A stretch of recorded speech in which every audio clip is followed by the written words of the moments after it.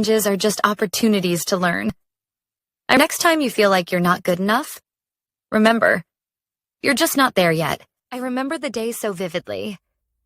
The air was thick with excitement as students crowded around the bulletin board, scanning for their names, their scores, their futures written in numbers.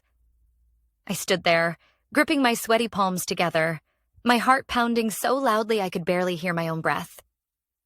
When I finally found my name, my eyes darted to the numbers next to it. And then, the world went silent. My chest tightened. My fingers trembled. I blinked once, twice. Maybe I had read it wrong. But no, the numbers stayed the same. I had failed. A deep, sinking feeling settled in my stomach. The voices around me blurred into white noise as I felt my face burn with shame. I saw my classmates cheering, hugging each other, making plans for their next school. And then there was me, standing alone, frozen, as if I had just been told I didn't belong here anymore. I don't even remember how I got home that day. It felt like the longest walk of my life. Each step felt heavier than the last. My mind kept repeating the same questions over and over. How did this happen? What will I tell my parents? Will they be disappointed in me? Am I just not smart enough? The moment I stepped inside, my mother saw the look on my face, and before I could even say a word, she pulled me into a hug. That was all it took. I broke down completely. The sobs racked my body as I choked out the words. I failed. She didn't scold me. She didn't look disappointed. Instead, she simply said, "One test does not decide your worth, but how you respond to this moment, that will." At the time, I didn't want to hear it. I wanted to disappear. I avoided my friends, ignored my textbooks, and convinced myself maybe I just wasn't meant to succeed. But the thing about life is, it doesn't stop. And neither could I. For weeks after my failure, I felt stuck in a fog of disappointment. I would wake up feeling exhausted, even though I had barely done anything. Some nights I would sit in the shower for what felt like hours, letting the warm water run over me as I whispered to myself, "Why me? Why can't I just be smart like everyone else?" I avoided looking at my old textbooks. The thought of studying made me sick. It felt pointless, like no matter how hard I tried, I would just fail. Then one afternoon, my best friend, Li Wei, called me. I had been ignoring her messages, but she refused to be ignored this time. "Mary, meet me at the cafe in 10 minutes. No excuses." I dragged myself there, expecting her to lecture me.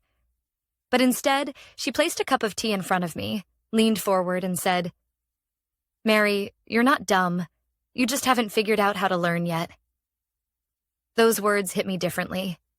I wasn't broken. Maybe I just needed a new way to approach studying. That night, I made a decision. I would try again.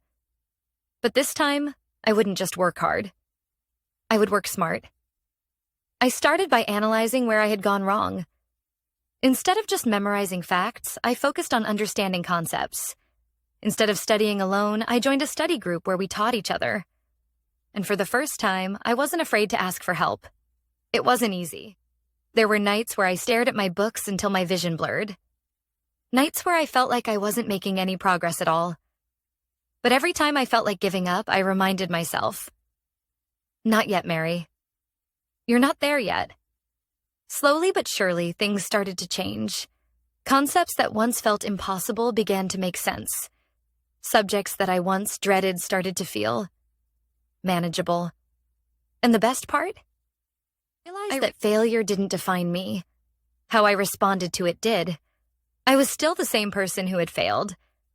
But now I was also the person who was learning how to rise again. Looking back, I can see so clearly now. Failure wasn't the end of my story. It was the beginning. For so long, I thought intelligence was something you were born with. That people were either naturally good at something, or they weren't. But I was wrong. The truth is, intelligence is built, not given. Skills are developed, not inherited. And the only real difference between those who succeed and those who don't is the willingness to keep going when it's hard. To me, a growth mindset means knowing that I'm not good enough is never the final answer. It's just a stepping stone to, I'm not good enough yet. It means knowing that failure isn't a reflection of who I am. It's a sign of where I need to grow. And most importantly, it means replacing the words, I can't do this, with, I can't do this yet. I won't lie and say I never struggle anymore. There are still days where I doubt myself, where I feel like I'm falling behind. But the difference is, now I know how to respond. I remind myself that challenges are just opportunities to learn. I remind myself that even the smartest people in the world once struggled with something. So to anyone listening to this, I want you to know, you are not defined by your failures. You are defined by what you choose to do next.